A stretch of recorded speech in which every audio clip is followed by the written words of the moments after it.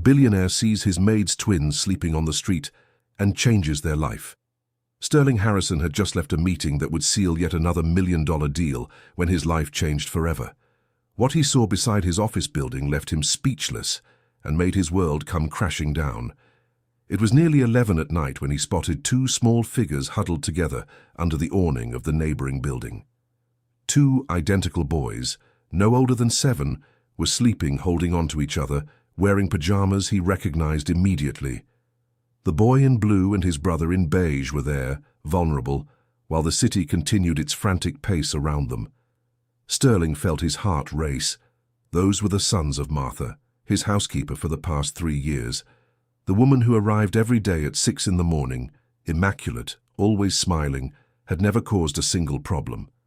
How was it possible that her children were sleeping on the street? He slowly approached, afraid of scaring them. The boys seemed exhausted, clutching a worn-out school backpack.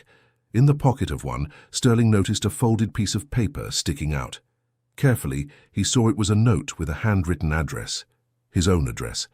The address of his mansion on the Upper East Side. "What the hell is going on here?" he murmured to himself. The sound of his footsteps woke the boy in blue, who opened his eyes in fright. Seeing his mother's boss, he quickly tried to wake his brother. "Mr. Sterling?" the boy whispered, recognizing him from the few times he had seen him when Martha needed to drop off a document at home. "Hey, little one, you're Oliver, aren't you?" Sterling knelt down, trying to seem less intimidating. "And this is your brother Wyatt?" Oliver nodded, still groggy and confused. Wyatt rubbed his eyes and hid behind his brother. "What are you doing here? Where is your mother?" "She's working, sir." "At your house," Oliver answered with a child's innocence. "We always sleep here at night. Mum picks us up early in the morning to go to school." Sterling felt as if he had been punched in the gut. "Always? How long have you been sleeping here?" "Since Mum started working at your house, sir. She said we can't go inside because it's only her workplace." The child's words echoed in Sterling's mind like a hammer.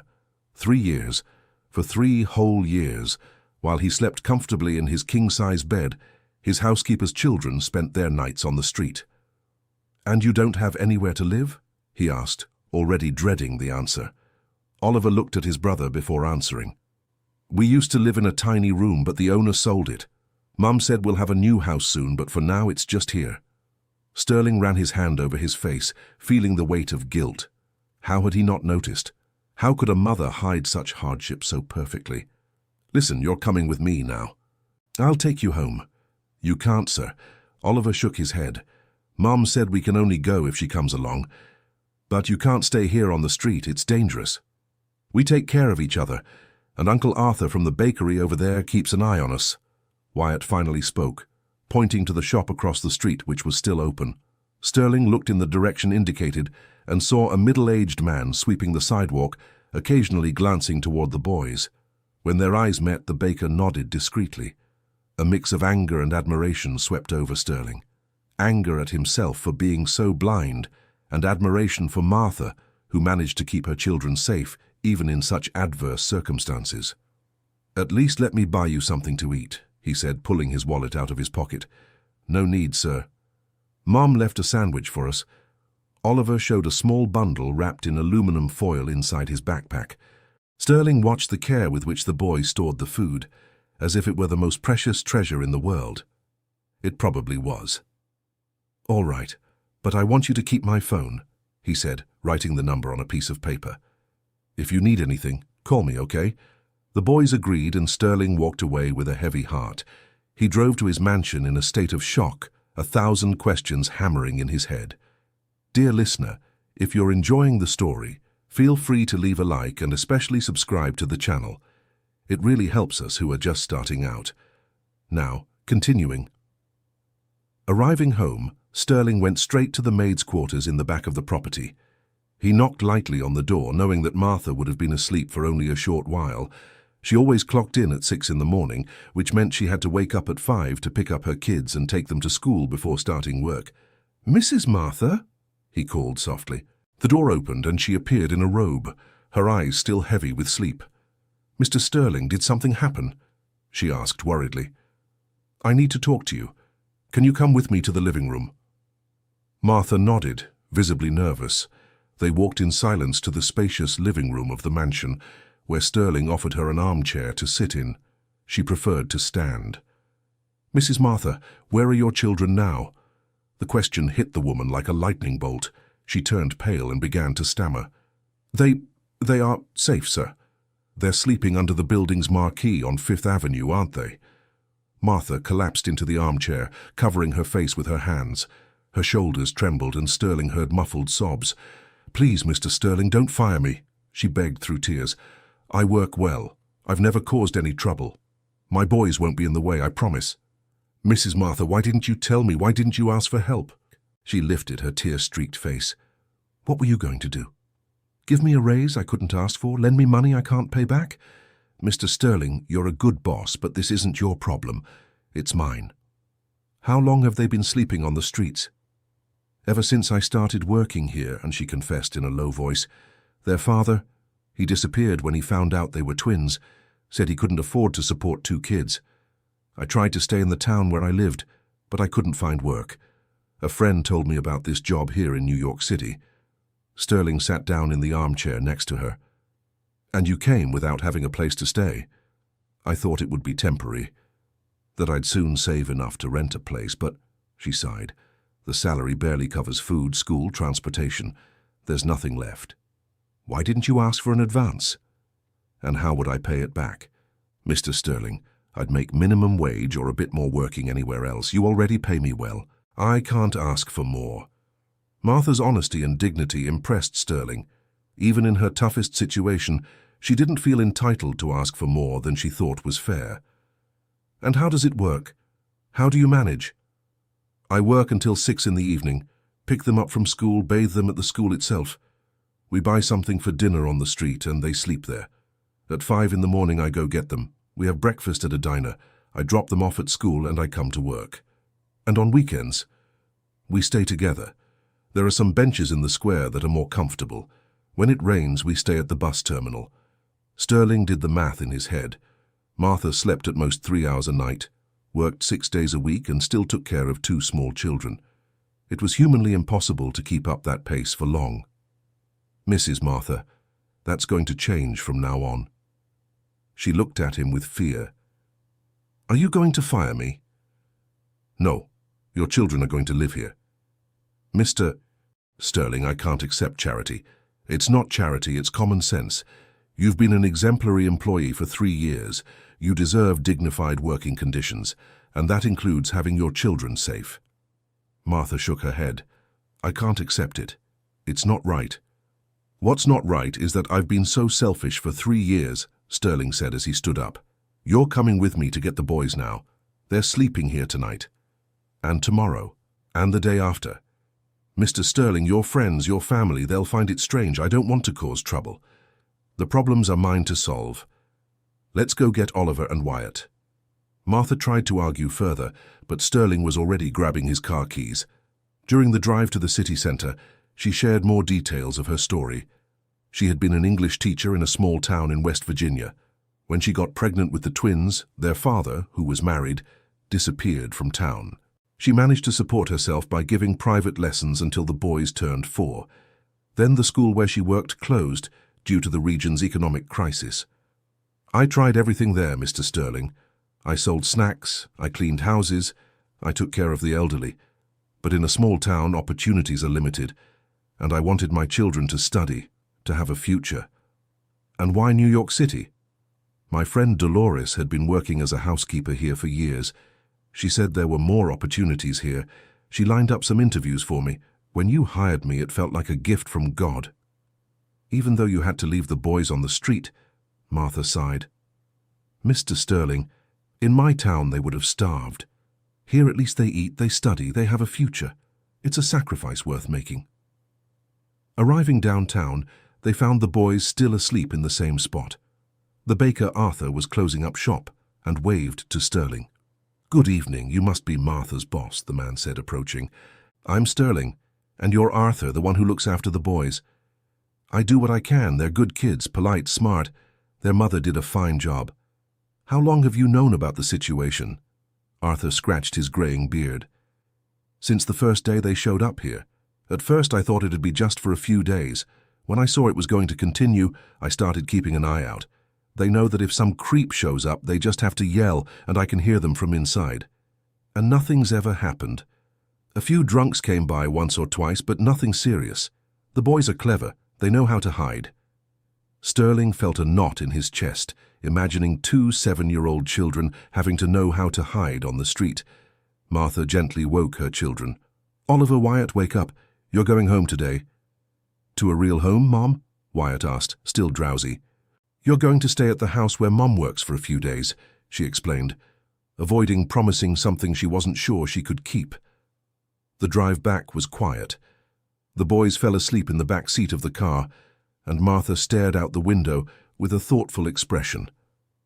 "What are you thinking about?" Sterling asked. "I'm thinking that maybe it'd be best if I look for another job. You're very generous, but this can't last forever, and when it ends, it'll be worse for the boys." "Who said it's going to end?" "Mr. Sterling, I know how life works. I know how these things go. In a few days you'll get tired of having 2 kids in your house. Or someone will say something, or nothing," Sterling interrupted. "Mrs. Martha, have you ever stopped to think that maybe I need this as much as you do?" She looked at him in surprise. "What do you mean?" "I built an empire. I have more money than I could spend in several lifetimes, but I live alone in a huge house. When was the last time someone was genuinely happy to see me come home?" Martha didn't answer, but kept listening. "My ex-wife left me 5 years ago because she said I only thought about work. We don't have kids. My parents are dead. My siblings only come around when they need money. Do you think I'm happy?" "But you have everything." "I have things. I don't have a life." Sterling stopped the car at the traffic light and turned to her. "Maybe having the 3 of you in my house will remind me of what really matters." Arriving at the mansion, Sterling showed one of the guest rooms to the boys. It was bigger than many apartments they knew, with 2 twin beds, a private bathroom, and a window overlooking the garden. "Is it ours, Mom?" Oliver asked with wide eyes. "It's temporary, my son," Martha replied. "It's not temporary," Sterling corrected. "It's yours for as long as you want to stay." The children were exhausted and soon fell asleep in the soft beds. Martha and Sterling stayed in the kitchen talking late into the night. "Mr. Sterling, I need you to understand something. I don't want my sons to grow up thinking the world owes them something. If they're going to stay here, they need to help. They need to have responsibilities." "I completely agree. And I don't want special treatment. I'm going to keep doing my job as I always have." "I agree with that too, but some things will change. You'll have more reasonable hours, so you can take care of the children. And if your family, your friends, leave that to me." Dear listener, if you're enjoying the story, take a moment to leave a like and especially subscribe to the channel. It really helps us who are just starting out. Now continuing on. The next morning, Sterling woke up to the sound of children's voices in the garden. Through the window, he saw Oliver and Wyatt exploring the yard with wonder in their eyes. They had never had so much space to play. During breakfast, he observed the family dynamic. Martha guided her sons on behavior. The boys ate politely and asked questions about everything. It was a domestic scene his mansion had never witnessed. "Mr. Sterling," Oliver said timidly, "do you have kids?" "No, Oliver, I don't." "Why?" "Oliver," Martha scolded, "don't ask personal questions." "It's okay," Sterling smiled. "That's a good question. I guess I never found the right person, or it was never the right time." "Are you married?" "No." "So you live alone in this huge house?" "I do." Wyatt, who was shyer than his brother, whispered something in Oliver's ear. "What is it, Wyatt?" Sterling asked. "He wants to know if you get sad by yourself," Oliver translated. The innocent question hit Sterling square in the chest. "Sometimes I do, yeah." "Now you won't be alone anymore," Wyatt said with a child's sincerity.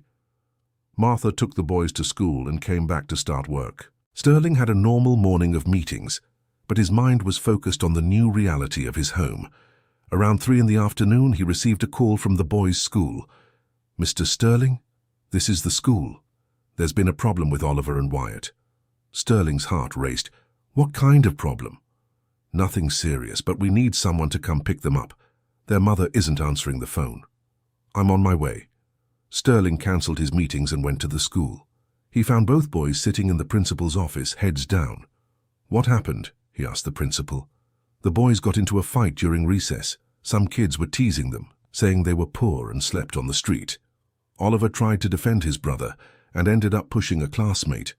Sterling felt anger at the kids who had taunted the boys, but understood he needed to handle the situation in an educational way. Oliver, Wyatt, let's talk in the car. During the drive home, Sterling explained that violence was never the solution, but also said he understood why Oliver had reacted. The other kids don't have the right to make fun of you, but pushing doesn't solve the problem either. They said we're beggars, Oliver said with tears in his eyes, and that hurts, doesn't it? Both nodded. You know what? I was called bad things when I was a kid too. My family was very poor. I wore old clothes. Sometimes I didn't have money for lunch. Really? Wyatt asked, surprised. Really, and you know what I learned? What people say about us doesn't define who we are. You're smart, polite, brave. That's much more important than having money. But we're not poor anymore, right? Oliver asked. Sterling realized he needed to be careful with his answer. You have a home, food, school. That's what matters. But remember, money can run out, but your character, your education, your mother's love, no one can take that away. At home, they told Martha about the situation, and she was devastated. I should have seen this coming, she said. Other kids can be cruel. It's not your fault, Sterling replied. But maybe it's time to talk to them about some changes we're going to make. What changes? Sterling had been thinking about it all day. Mrs. Martha, I want to make your situation official here. I'm going to raise your salary. You'll have formal registration as residents of the house, and I'll pay for better education for the boys. Mr. Sterling, let me finish. It's not charity. It's a partnership. You help me take care of the house, I help take care of your family. We both win. Martha thought it over for a few moments. And if it doesn't work out? If it doesn't work out, we'll talk and change things. But let's try. That night, after the boys were asleep, Sterling and Martha sat talking on the porch. She told him more about her past life. You know, I was happy being a teacher. I loved watching the students learn, grow. When I lost my job, it felt like I lost my identity. And why didn't you go back to teaching? Without a recognized college degree here in New York City, I can't get a job at a good school. And the public schools, the waiting list is huge. How about tutoring? I've thought about that. But where? How do I advertise? And where would the boys stay while I'm teaching? Sterling had an idea. What if I turned one of the rooms in the house into a classroom? You could give private lessons right here. Would you do that? Why not? The house is huge. There are rooms I never use. That way you could work at what you love and stay close to the boys. The idea excited Martha. It would be wonderful to teach again. Then it's settled. Tomorrow we'll see which room would be best. The next day, Sterling showed Martha several options. She chose a spacious room on the ground floor with good natural light and a pleasant view of the garden. This would be perfect, she said, imagining the arrangement of the desks. Then this is it. I'll have the necessary renovations done. But that will be expensive. Mrs. Martha, stop worrying about money. I have it. You have talent. Let's use both to do something good. Oliver and Wyatt were thrilled at the idea of their mother teaching at home. It meant they could see her more and that she'd always be nearby. Sterling hired a company to renovate the room. In a week, the space was transformed into a modern classroom with an interactive whiteboard, projector, air conditioning, and top-quality teaching materials. This is better than many private schools, Martha said, emotional. Now we need students. Sterling used his contacts to spread the word about Martha's services. In no time, she had a full schedule of elementary and high school students who needed tutoring. The transformation in Martha's life was remarkable. She was radiant, professionally fulfilled, and the boys had a stable routine for the first time in years. But not everything was resolved. Some of Sterling's friends began to comment on the situation. During a business dinner at his home, one of the guests, Marina Prescott, the wife of an important partner, made a comment that bothered Sterling. Sterling, honey, don't you think it's a little strange having a maid living in your house with her children? Strange how? Sterling asked, trying to keep his composure. Oh, people might think things, misinterpretations. What kind of interpretations? You know how the business world is. Image is everything. And having a woman and 2 kids living in your house could lead to gossip. Sterling felt anger rising inside him. Marina, Martha is an exemplary employee and a devoted mother. If anyone has something bad to say about it, that's their problem, not mine. I'm just trying to protect you, honey. Paul was worried about the impression this could make on the other partners. Paul can relax. My personal life doesn't interfere with business. But the comment planted a seed of concern in Sterling's mind. Could his professional reputation really be affected? Martha noticed that something was bothering Sterling. Mr. Sterling, if my being here is causing problems, it's not causing any problem for me. The problem is small-minded people who have nothing better to do with their own lives. But if it's hurting your business, my business is doing just fine, thank you. And even if it weren't, I wouldn't change a thing. Despite his firm words, Sterling felt uneasy. He had built his reputation over decades. Was it fair to risk it? The following week, during an important meeting with foreign investors, one of the executives made a seemingly innocent comment that put Sterling on alert. Sterling, we heard you have an interesting family situation. I hope it doesn't affect your dedication to business. What exactly are you referring to? Oh, nothing major. Just making sure your priorities remain the same standards of excellence we've always admired in you. Sterling realized the rumors were spreading in the business circle. Some people were interpreting his generosity as weakness or, worse, as something inappropriate. That night he talked to Martha about the situation. Mrs. Martha, I need to be honest with you. Some people are commenting on our situation here at home. Martha's heart raced. What kind of comments? Nothing specific, but it's reaching the ears of important people in my business. Mr. Sterling, if that's the case, I'll find another place to live. I don't want to hurt your life. That's not what I want. I'm just being transparent because I consider you part of the family now. The word family moved Martha. It was something she never expected to hear from Sterling. But what are we going to do? We're going to keep living our lives normally. Let them talk if they want to. I'm not going to change what's right because of gossip. Despite his brave words, Sterling knew the situation could get complicated. Some of the more conservative partners at the company might question his decisions if they thought he was distracted by personal matters. A week later, the situation intensified. During a board meeting, Paul Prescott, Marina's husband, brought the matter up.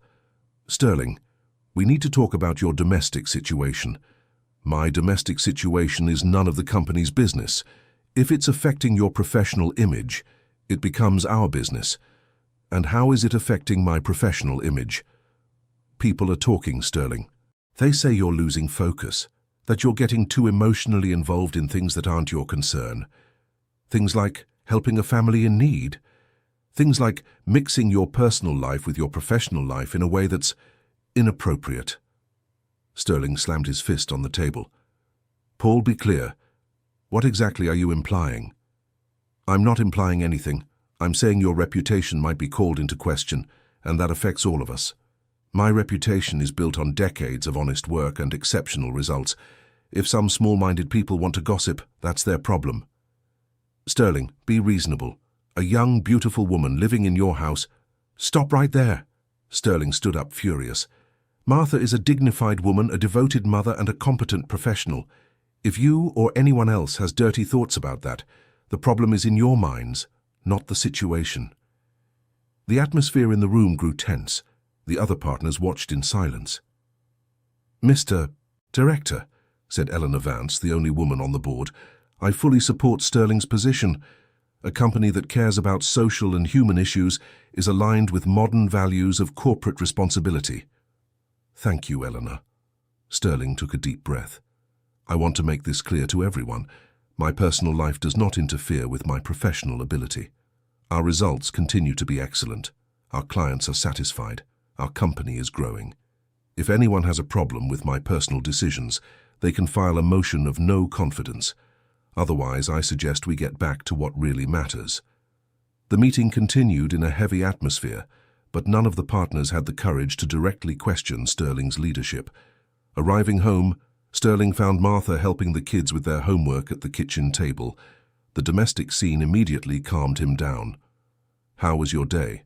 she asked, noticing his tense expression. "Complicated, but nothing that can't be fixed." Oliver and Wyatt ran to greet him, as they did every day. It was a ritual Sterling had come to deeply appreciate. "Uncle Sterling," Wyatt called him that now, "look at the grade I got in math." "Congratulations, champ. And you, Oliver?" "I got an A in English. The teacher said my essay was really good." "I'm so proud of you.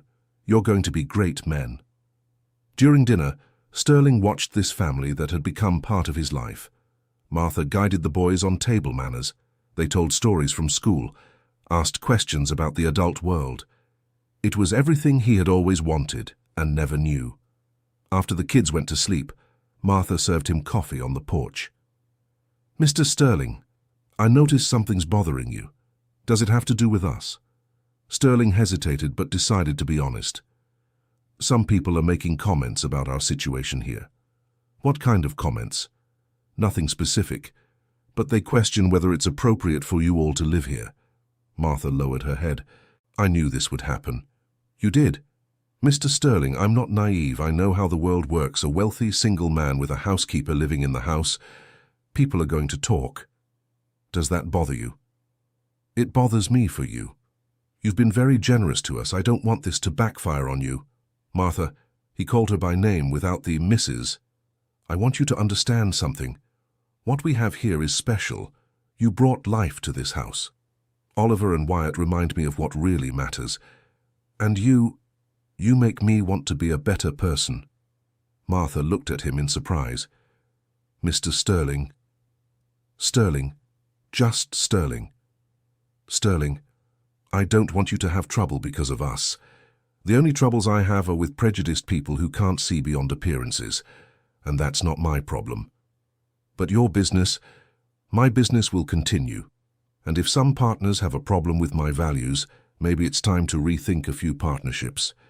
Martha gathered the courage to ask a question that had been bothering her for days. "Sterling, do you feel anything for me?" The question caught Sterling off guard. He was silent for a few seconds, reflecting. "Martha, I feel respect, admiration, affection. You are an extraordinary woman, but I want our relationship to be based on total transparency. I don't want you to feel pressured or indebted to me for anything. I feel affection for you too, but I'm afraid I'm confusing gratitude with other things, and that's why we'll be patient. There's no rush to define anything. The important thing is that we're all well, safe, and happy. And if people keep talking, let people talk. Those who truly know us know who we are." But Sterling underestimated the power of gossip in the business world. The following week, he received a call from an important client. "Sterling, we need to talk about the contract we're negotiating." "Of course, Harrison, some problem." "Not exactly a problem, but a concern. Some rumors about your personal situation have reached our ears." Sterling felt his blood boil. "What kind of rumors?" "Look, I don't believe any of it, but the company board is worried about the image.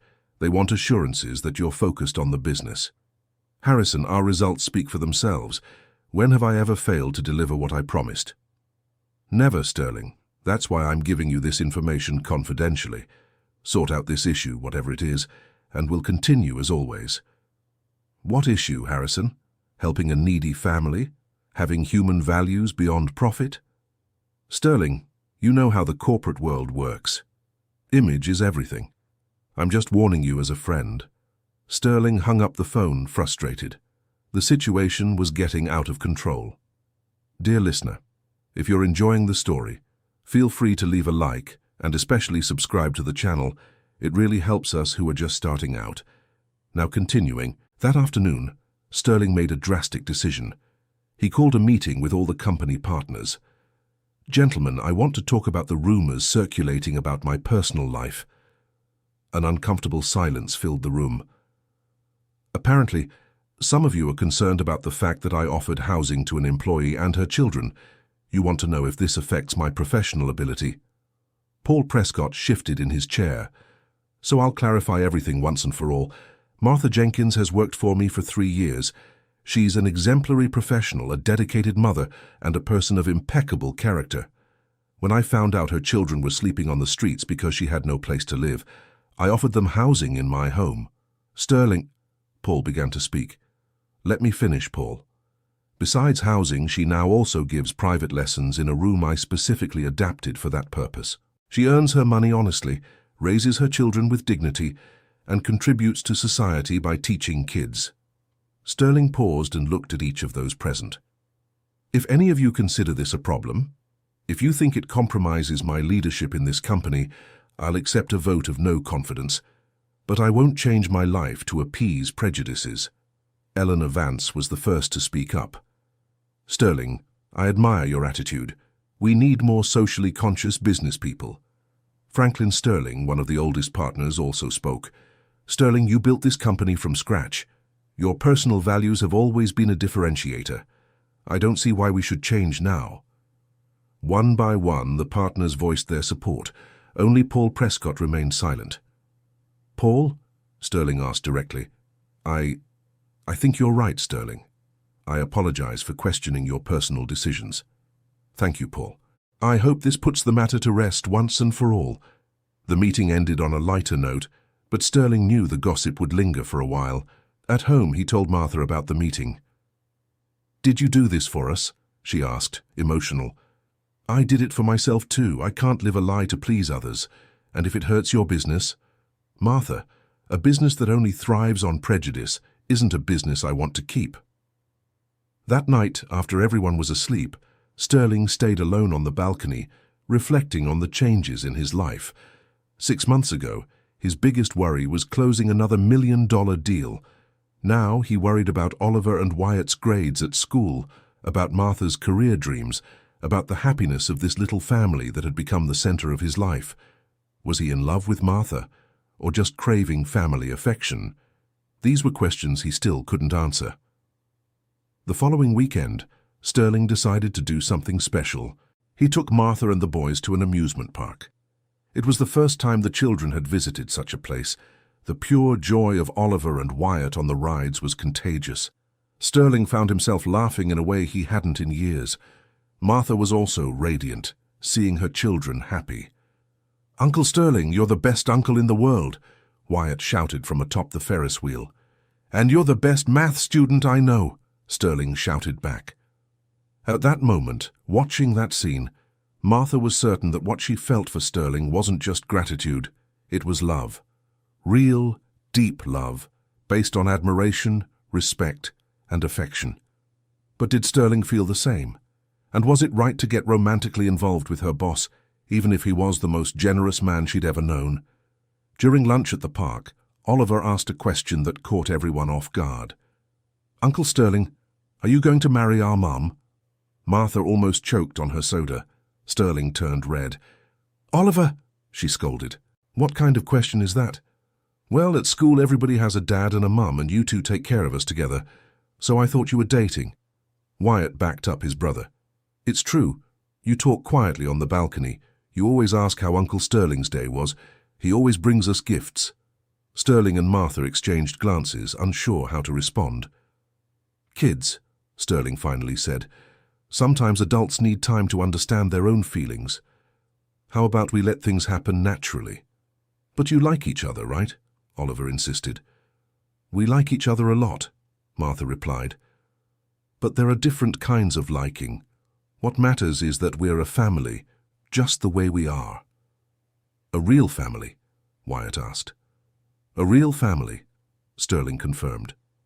On the drive back home, the children fell asleep in the car. Sterling and Martha talked quietly. They asked some tough questions today, she remarked. Kids always do, they're too honest. And what did you answer? About us liking each other? Sterling drove in silence for a few minutes before responding. Martha, I can't exactly define what I feel. I know that you all have transformed my life. I know I can no longer imagine this house without you. I know that when I come home from work and see Oliver and Wyatt running to greet me, my heart fills with joy. And me? You're special. You make me want to be better. You inspire me. You calm me down when I'm stressed. You make me laugh. You make me think about things beyond work and money. It sounds like love, Sterling finished. Maybe it is. Or maybe it's a kind of love I've never experienced before. Family love, love of complicity, love of partnership, and romantic love. Sterling stopped at the traffic light and turned to her. That I still don't know. And you? Martha took a deep breath. I know that when I wake up in the morning, my first thought is whether you'll like the coffee I'm going to make. I know that when you come home stressed from work, I want to do something to make you feel good. I know that when you smile at my kids, my heart beats faster. That sounds like love too. Maybe it is, but I'm scared, Sterling. Scared of what? Scared I'm confusing gratitude with love. Scared you're confusing neediness with love. Scared that if we take this step and it doesn't work out, we'll ruin what we already have. Sterling understood perfectly. Then let's keep going as we are, no rush, no pressure, letting feelings develop naturally. That's a good idea. But can I ask you something? Sure. If there weren't all this complication of boss and employee, social differences, circumstances, would you date me? Martha smiled. Sterling, if you were an ordinary man on an ordinary date, I would have kissed you a long time ago. Sterling laughed. So the problem isn't us, it's the circumstances. Exactly. And maybe over time the circumstances will change, or maybe we'll stop caring so much about them. When they got home, they carried the sleeping kids to their room. It was a joint action, natural, like a real couple would do. That night, after everyone had gone to sleep, they stayed on the porch talking late, as they had gotten used to doing. But there was something different in the air, a greater intimacy, a deeper understanding. Sterling? Yes? Thank you for today. It was the happiest day my kids have ever had. It was one of my happiest days, too. Why?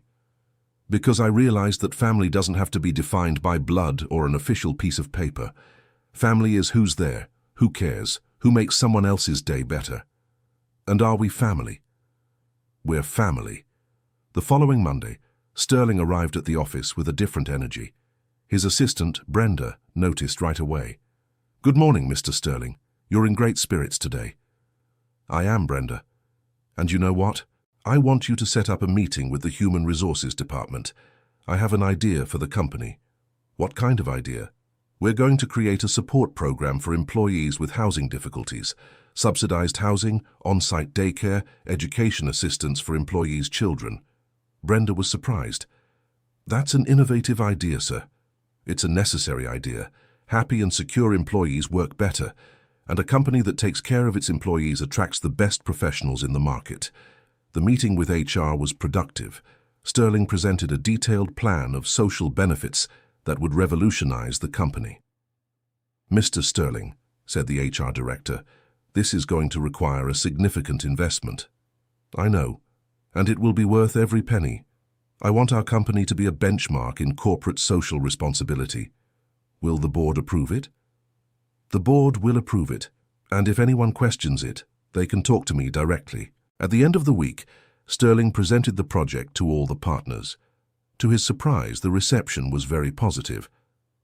Sterling, said Eleanor Vance, this program could be a huge competitive advantage.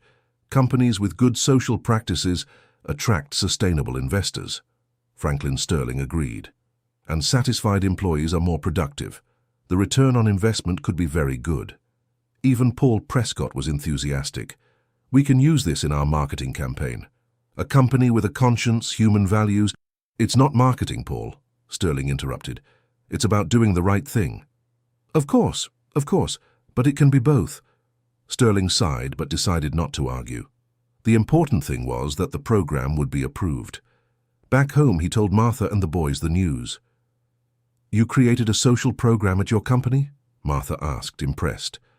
I did. And do you know who inspired me? Oliver and Wyatt exchanged glances. Who? You three. You taught me that taking care of people is the most important thing we can do. We taught you that, Wyatt asked proudly. You did, and now other families will be helped just like you were. Martha was emotional.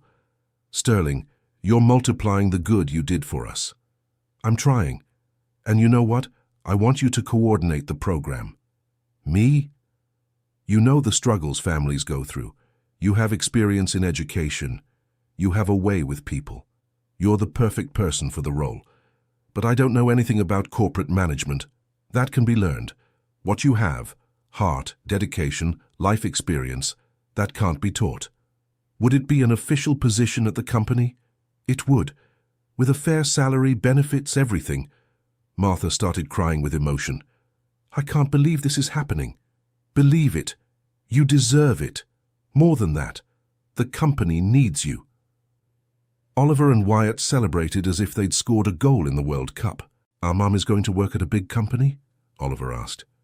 At the same company as Uncle Sterling, Wyatt added. That's right, Sterling confirmed. We'll work together to help other families. Like you helped us? Oliver asked. Exactly. So now we're going to help other kids too? Wyatt wanted to know.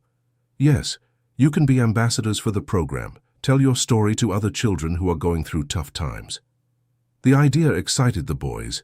They felt important, useful, capable of making a difference in other people's lives.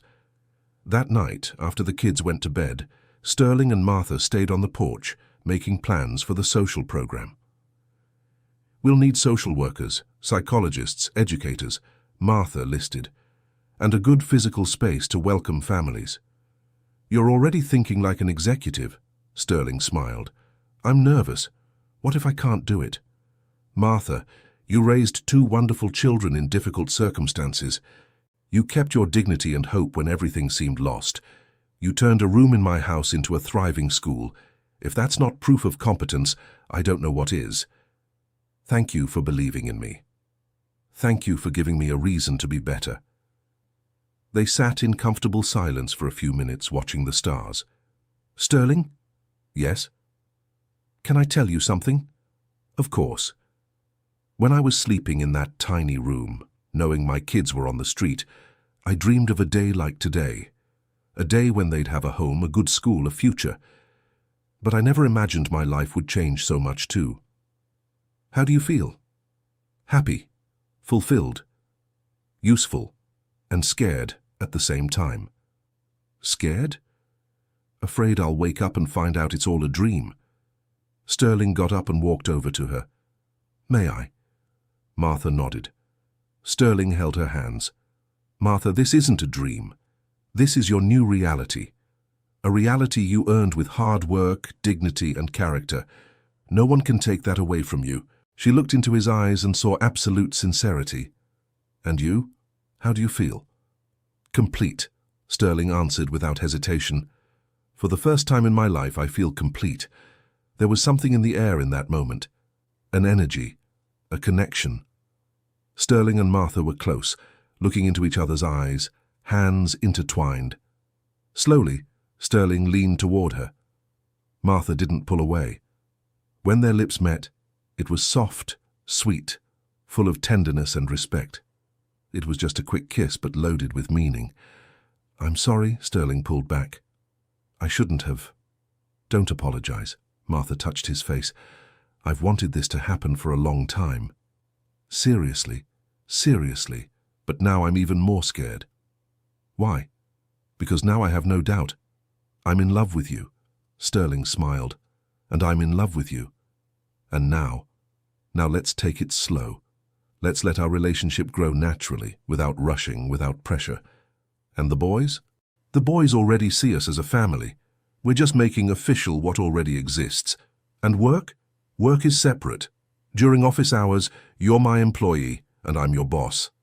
After hours, we're Sterling and Martha. Do you think it'll work out? Martha, I don't know if it'll work out. I know I want to try. I know you make me happy.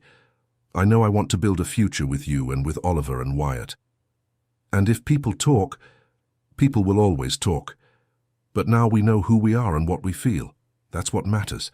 They stayed embraced on the porch until late, making plans, sharing dreams, building a future together. The next morning, Oliver and Wyatt immediately noticed that something had changed. "Are you two dating now?" Oliver asked directly. Sterling and Martha looked at each other and laughed. "What do you think?" Martha asked. "Yes!" the two shouted in unison. "Now we're a real family." "You were always a real family," Sterling said. "Now it's official." "Can we call you Dad?" Wyatt asked shyly. The question deeply moved Sterling. "You can call me whatever you want, champ. But remember, I don't want to replace your biological father. I want to be an additional father figure." "We don't even know our biological father," Oliver said. "You're our father in our hearts." "And you're my sons in my heart," Sterling replied, hugging them both. Martha watched the scene with tears in her eyes. Her family was complete. In the following months, life settled into a happy and productive routine. The company's social program was launched with great success. Martha proved to be a natural coordinator, empathetic and efficient. Several families benefited from subsidized housing, company childcare and educational assistance. The company gained national recognition for its innovative social practices.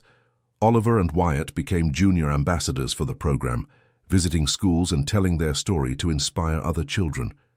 They had transformed from vulnerable boys into confident young men aware of their social role. Sterling discovered that being a father was the most rewarding experience of his life.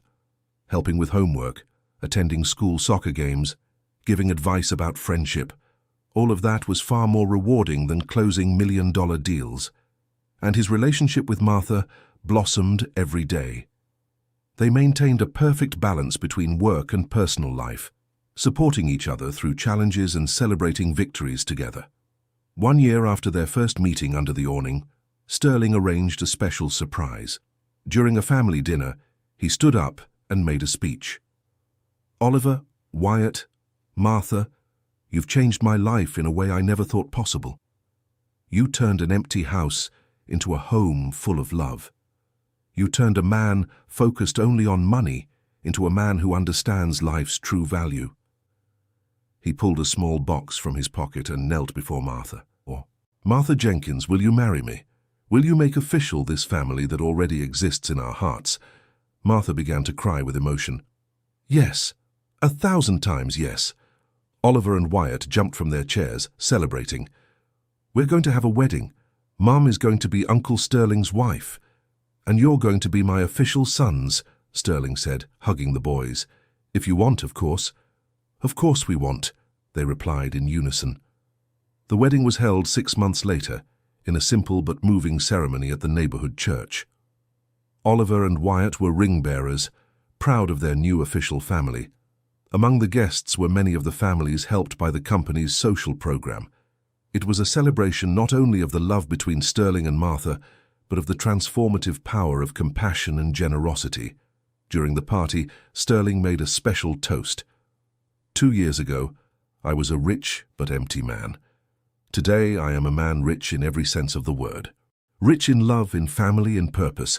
And it all started one night when I saw 2 boys sleeping in each other's arms under a store awning. He looked at Oliver and Wyatt, now his official sons. "That night I thought I was saving you. Today I know that you saved me." The audience was moved by Sterling's heartfelt words. Martha also wanted to speak. "Sterling, you gave me back my dignity when I thought I had lost everything. You gave me the chance to rebuild my life, to be useful again, to give my children a better future. But most importantly, you taught me that love can bloom even in the most unlikely circumstances." Oliver asked to speak too. "Uncle Sterling. Dad Sterling." Everyone laughed. "Thank you for not walking past that night. Thank you for stopping, for caring, for changing our lives." Wyatt added, "And thank you for becoming our real dad. We always wanted a dad, and now we have the best dad in the world." There wasn't a dry eye at the party.